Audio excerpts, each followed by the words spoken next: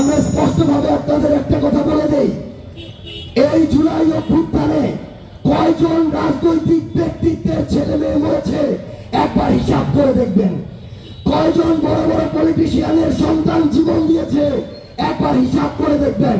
জীবন দিয়েছে আপনার আমার মতো সাধারণ মানুষেরা, শ্রমিকেরা, তাদের সন্তানেরা, মাঝখান দিয়ে ফায়দা লুটে তথাকথিত কিছু রাজনীতিবিদেরা।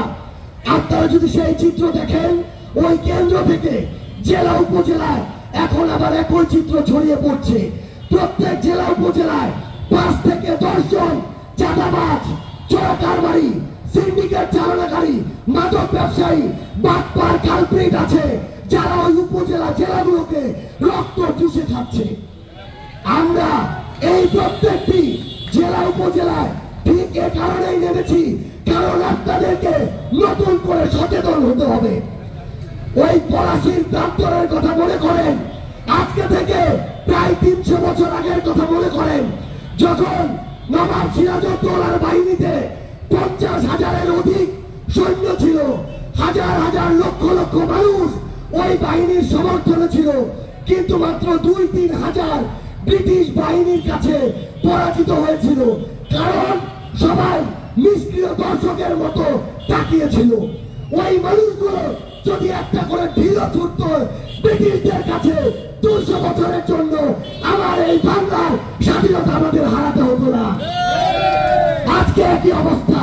আপনার তেঁতুলিয়ায় 10টা লোক মিলে আপনার তেঁতুলিয়ার রক্ত চুষে খাচ্ছে। আপনারা নীরব দর্শকের মতো ভয়ে ভয়ে বসে থাকেন, চুপ করে থাকেন। আপনারা যদি এই কাজ করেন, আপনাদেরকে স্পষ্ট করে বলি, আগামীর তেঁতুলিয়াতে আবার দেখবেন যে অল্প কয়েকটা মানুষ সবকিছু নিয়ে গেছে, আর কয়েকদিন পরে আপনার ভূমি ধস হবে, আপনার নদী ভাঙবে, আপনার বাড়ি থাকবে না, আপনার সন্তানের পড়াশোনা হবে না, আপনি চিকিৎসা পাবেন না। আপনারা যাদেরকে নেতা বানান, আপনার সেই নেতাদের সন্তান আমেরিকায় পড়ে, আপনার সন্তান তেঁতুলিয়া থেকে বাইরে যেতে পারে না। আমার শ্রমিক ভাইরা যাদেরকে নেতা বানায়, তারা এক একজন এই এলাকায় থেকে 2-4-5 দিন, আর বাকি সময় আলিশান এসি রুমে বসে থাকে। আর আপনারা এদিকে প্রত্যেক দিন ওই রোদে পুড়তে পুড়তে আপনার কালো চামড়াটাকে আরো কালো করে ফেলছেন।